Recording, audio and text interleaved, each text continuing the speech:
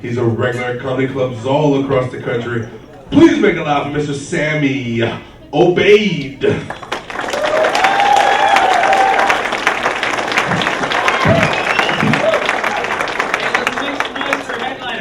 Gentlemen, let them know here.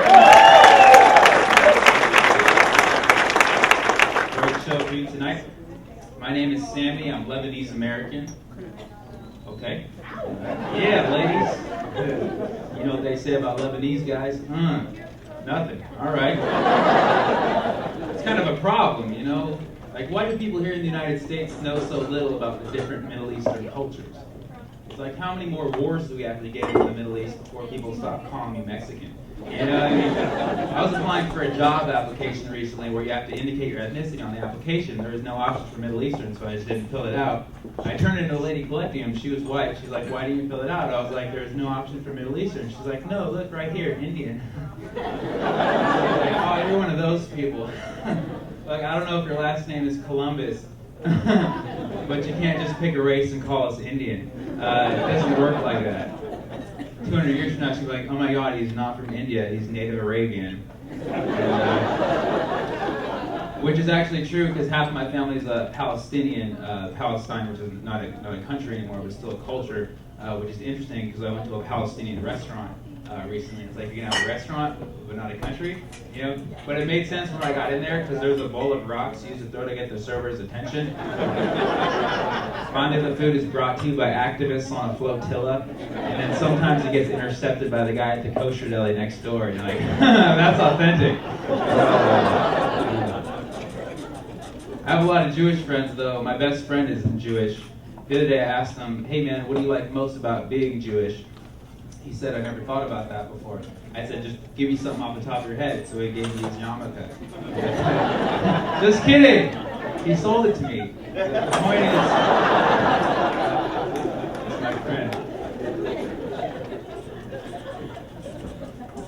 I was born in Oakland, but raised in the more dangerous Fremont, the Silicon Valley, which is a lot like Oakland, less urban, more turban, if you know what I mean. And that's kind of an Indian pun. There's a few Indian kids in my neighborhood today. I was watching them. They're rolling like 4 deep. That was one of their names, 4 deep. And that's an Indian name pun. Anyhow, the point is that 2 of these Indian kids started fighting. These 2 Indian kids just started fighting. They were both Hindu, actually. I broke it up. I was like, you guys aren't allowed to have beef. Is that a pun or a non-pun? By non, I mean the Indian bread. That's N-double-A-N, pun, non-pun. It's a pun within a pun. So they're like, what the hell is going on right now? All right. When I was in my neighborhood, the weirdest thing happened to me. This dog just ran right into me. I looked at the owner like, what the hell? The owner was like, sorry, my dog is blind. I laughed, so it's okay. I was like, really? The dog is blind? So you're like a seeing-eye human. You're doing a bad job.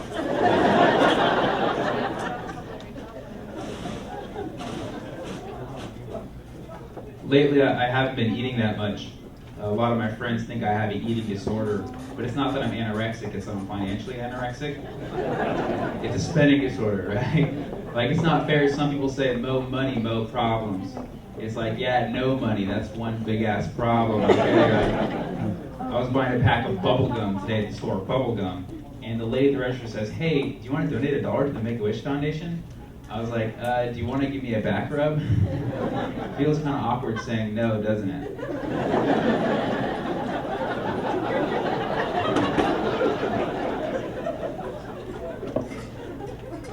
I got bored last week, so I wrote my will. And I wrote all money goes to Grandma, because I love her, thank you. Oh, and then I sent it to her just in case she's trying to write her will soon. But it's kind of an idea.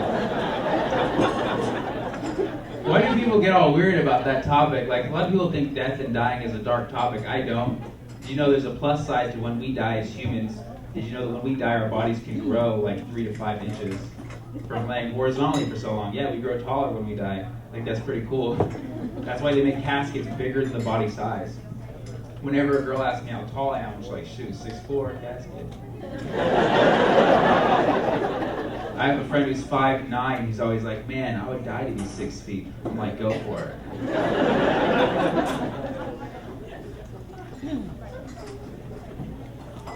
A lot of people think the end of the world is coming. You guys? Yeah, my friend thinks the world's going to end next year, and it's the same argument, right? It's like, the Mayans, man. The Mayans predicted that civilization is going to end in 2012. It's like, yeah, look, and the Mayan civilization ended in like 1606. I don't think they know what the hell they're talking about. A little short on their prediction there. It's like every time I tell a girl, I'm going to last all night. I'm not a prophet, you know? Sometimes I just say stuff. You know? I just turned 27. And don't clap, I still live with my parents. It's not a big deal. That's kind of the in thing with my generation right now, living with the parents. And I don't care, like, I'll let my kids live with me. Because I'll probably still live with my parents. My dad's like, where's my rent? I'm like, where's my allowance? I just wash the dishes, bro.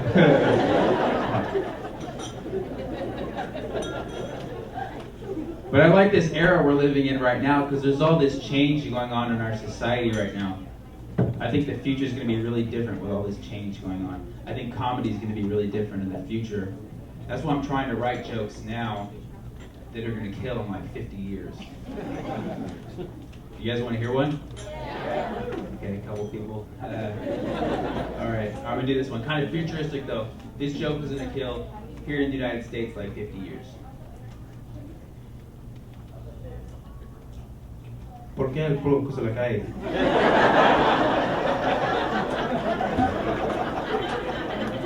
Press 2 for English. Thank you.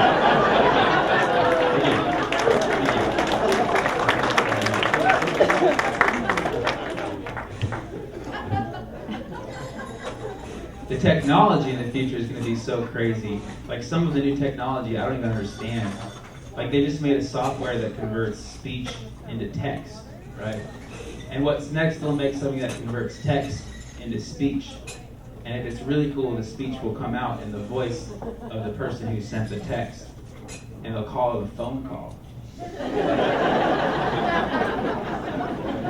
Yeah, I don't get it either.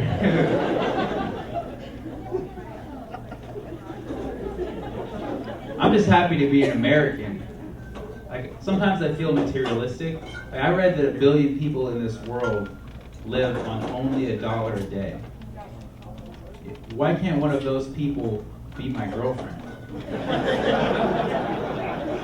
I can take care of her, you know? Take her to the dollar stores, get romantic. Like, choose anything you want, girl. But just one.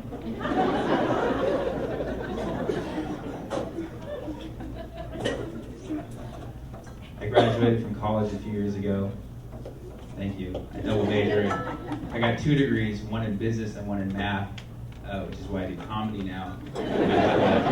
And sometimes people are like, well, hey, Sam, why don't you talk about math in your act?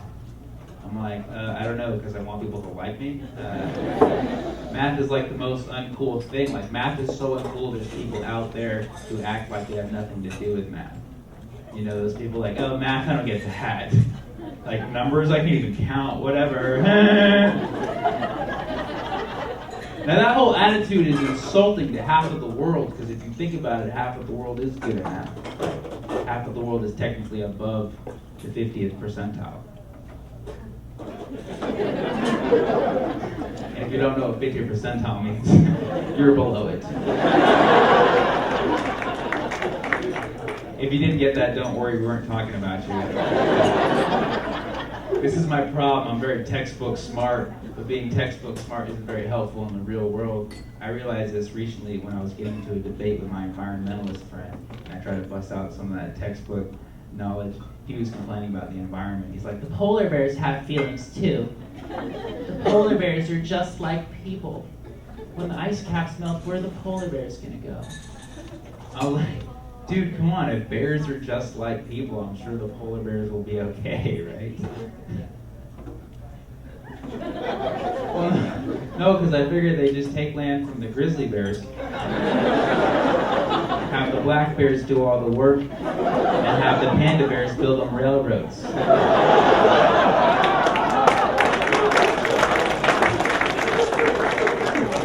Oh no, don't worry, that's not racist, it's just a bear joke. There's no bears here, we can laugh.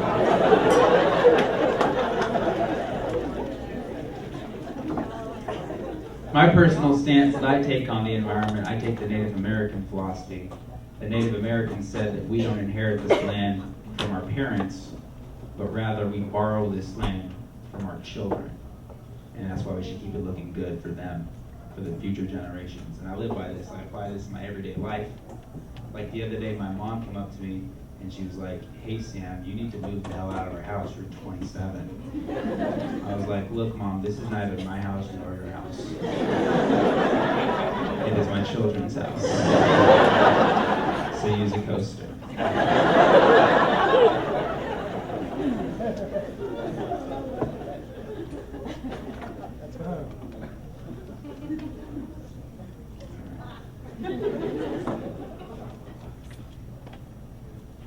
Other ladies here tonight? Yeah. Very nice. You guys are very quiet all of a sudden, I like it. I kind of want to just take advantage of this and just hang out for a little while. Okay. I like it. I was getting to this debate with my friend recently about sperm, and he was trying to convince me that sperm is life, just like you and me, which is scary. That would mean when sperm die, they become ghosts. Which means my room is haunted. I can't sleep at night. It changes the way you think about things, right? I'm over at my friend Dan's house. Dan is Native American. I'm sitting on his bed like this is Native American sperm burial grounds right here. All tribes wiped out at the time. Ghosts like swims with tail and dries on sock. Those are Native American names.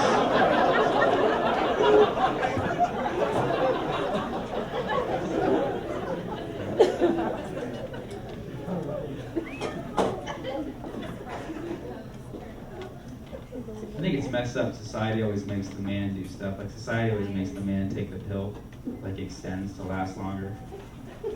I want to create a pill that messes up a woman's perception of time. Time extends. Now everyone's happy, you know? 'Cause I don't think premature ejaculation should be a bad thing. I think women should take it as a compliment. You know? Means you look good, girls. Whenever a girl's like, "Hell no, my man lasts all night." Yeah, because you're not attractive, right? Science.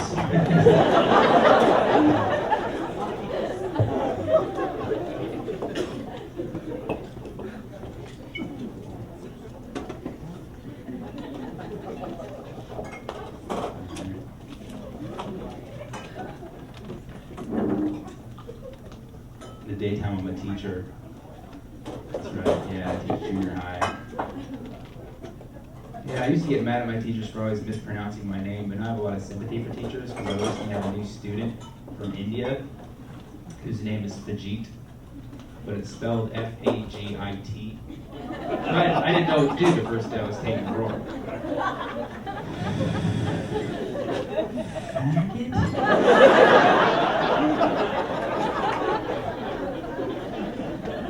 Is there a faggot in here?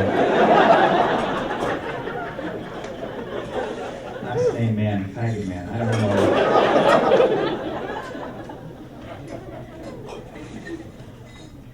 A lot of people are homophobic. Not me, I support all of my gay friends. Like we just threw my friend Kyle the coming out party. I mean, it was a surprise party. Someone had to tell him. Surprise, what? You're gay. We got catering.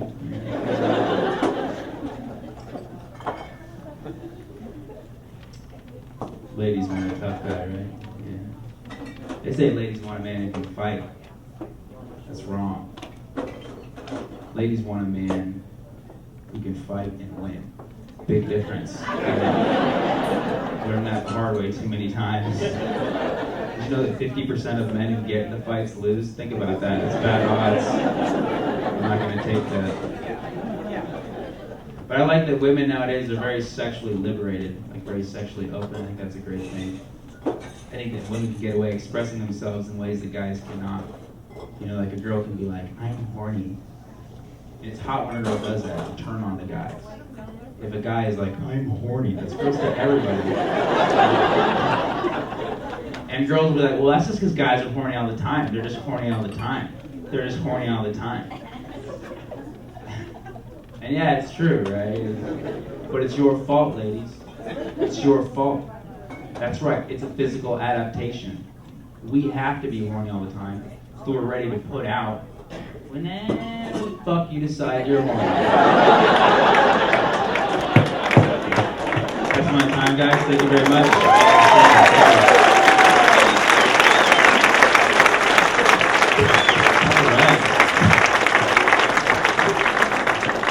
We've got a very special feature for you tonight. You've seen on the Late Night Show with Jimmy Fallon. Everybody give it up loud for Andy Haynes.